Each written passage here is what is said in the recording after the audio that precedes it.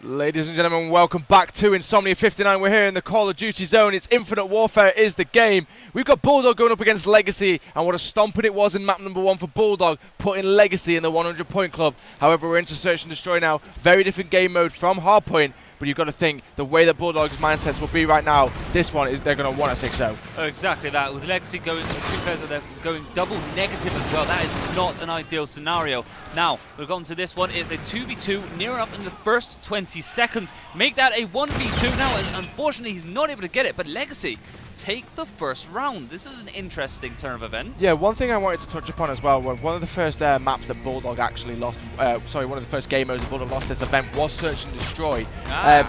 Not necessarily one of their strongest suits. They have been doing quite well. They do a lot of practice on wages I've seen throughout prior to the weekend. But I would say they're definitely a massive respawn team. They're great at respawn. The uplinks and the hardpoints expect to see them going off. Search and Destroy, not so much. It's not that they're a bad Search and Destroy team. I just think Legacy might have a chance, if anything, in this one. Yeah, I like this play from them, getting the mid-map snipe. Unfortunately, not able to connect with that. We're not seeing anything with the thermal scope either. On board now with Pato, who's watching this A Street. The sniper fire does come straight across his face. He's able to duck away from that one. Dreams is able to take out one before being traded out by Jay for me. Pato, though, picks up one. He's able to get the second, and there we have it. Bulldog tied up at 1 apiece. I expect this one to go back and forth. We've seen a lot of Search and Destroyers this weekend, back and forth. I mean, rarely we've seen, apart from maybe the first few games in group play where they were, quite dominating S&D performances, some 6-1s, some 6-0s. But in terms of this game, I think with these two types of opponents, if anybody has just joined us and doesn't necessarily know who Legacy is, what we saw from Legacy yesterday was actually a very, very good performance. They've just come up against a team that's very ready to go in this one, and that hardpoint really doesn't do a lot for Legacy, I don't think. No, it doesn't. It doesn't really show off their abilities. They are a very good squad. Unfortunately, when you come up against a squad like Bulldog, it's very difficult to get your momentum going, especially when you've got the likes of Pato and Chunk going off the way that they did. Definitely. We're on board with Puri, though, as they are on the defensive side. Luckily for them, though, they have got first pick. 3 players are only available for Bulldog to try and win this round. As out flying down the lane there is Puri. Chunk will trade, though. It's now a 2 versus 2 now, as Pato is able to pick one up. All down to you, Chunk. You're in a 1 versus 2. Turn around, trying to get the turn on, but not going to happen, though. Legacy will take that round as well. So far, back and forth rounds being traded. No one yet to win an offensive round. I reckon that might be the turning point. Yeah, what's weird about this round was that a lot of kills were down in mid-map. Now, usually this is sort of like a barren area where you tend to get 1 or 2 kills. But everyone seems to have decided to play around the mid-map and try to mix up the strategy. It didn't work out for Bulldog there. Maybe they'll think about that one next time and maybe push for a B bomb site, as we haven't seen that just yet. Yeah, one of the things I want to touch upon as well is the series we watched previously when we were watching Radix versus Cryptic. We spoke about how Radix esports really, won rounds when they were aggressive. They pushed Cryptic in, kind of played aggressive to them. I think that's going to be the same with Legacy. I think Legacy, they've got to discomfort Bulldog. They cannot give Bulldog the time, if they want to win it. And I think it's the same for Bulldog. Bulldog can't give Legacy all this map control either, just because the way that Search and Destroy works in this. However, though, the 2 players coming on flank is an interesting play. It will be led by Pato, as he's going to look to try and possibly pick up the first kill. There are 2 players watching flank as well, but it will be Tremor that picks up one of the players flanking. It's all down to you, Pato. You get your first shots off. You're chasing the player. Will you be able to pick up the kill? Eventually he does. There is one more player close, though. Pato's going to go free. He does get the 2-piece, and it's all down to number 5, which is Jay for me, who's now in a 1 versus 3. He's going to try and pick up one. Stop shooting. Pato picks up 3. He's 6 and 2 to start this S&D off. It's tied 2-2. Yeah, great play from Pato, and his teammates are going to let him get the defuse as well. It's going to be extra points leading towards his streaks, which is all important, especially going into an S&D as open as this one. But I'm not entirely sure how he managed to get that 3rd kill. Yeah. It's like he stopped shooting and turned away. The crazy thing was he got 3 kills in the quicker time than it took him to get the 1 kill of the guy he was chasing. Incredible stuff. Great stuff from Pato, and now that has tied it up 2 apiece in the Search and Destroy. Yep. Now we're going to look for a C. Is it going to be another A bomb site push from this squad from Bulldog?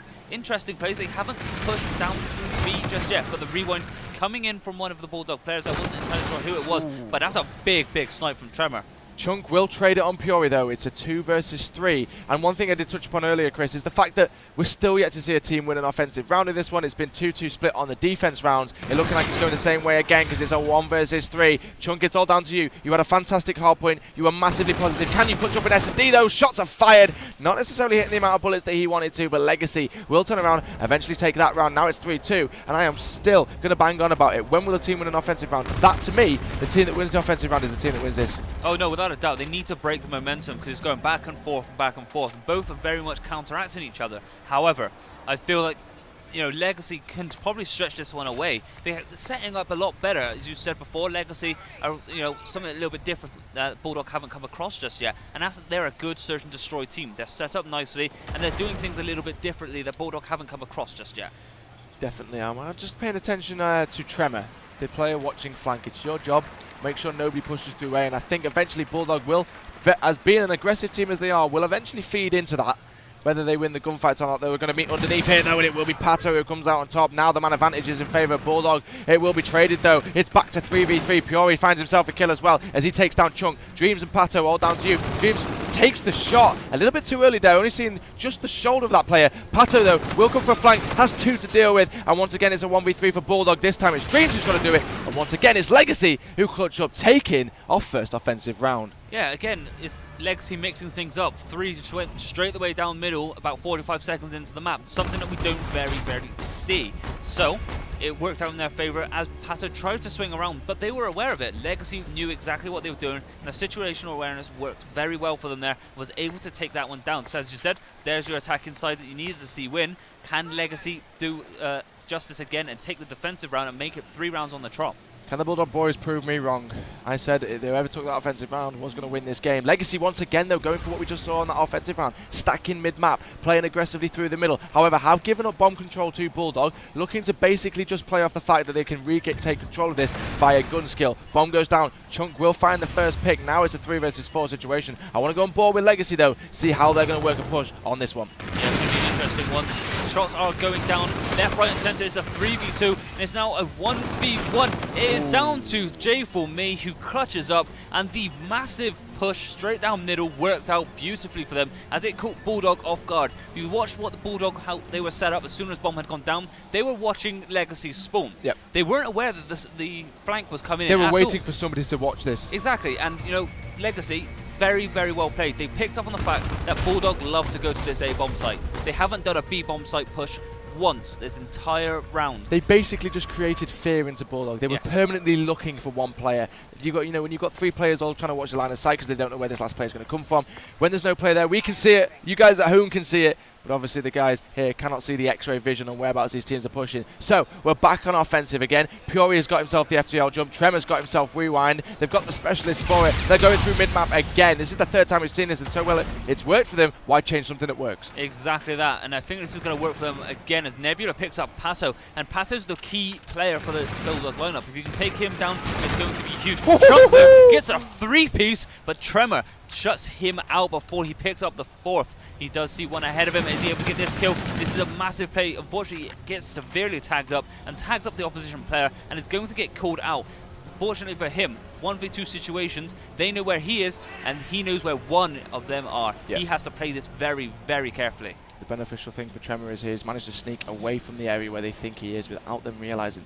One area was open, Tremor took it. Fortunately for him, it ended up working, but it's Dreams and Risky. Dreams currently 1 and 6. The 2 players really that are massively slaying at the top of this Bulldog team in terms of search and destroy are dead. They are coming on the full flank though, working together, checking every single corner. Tremor may get some bad timing here. Does get around the corner. I'm pretty sure Risky will have seen him. If he didn't, Dreams will now, and it's going to be the final kill that goes in, and that was basically all down to Chunk in that one, as he was able to pick up a 3-piece on the defensive side, stopping the offensive push from Legacy.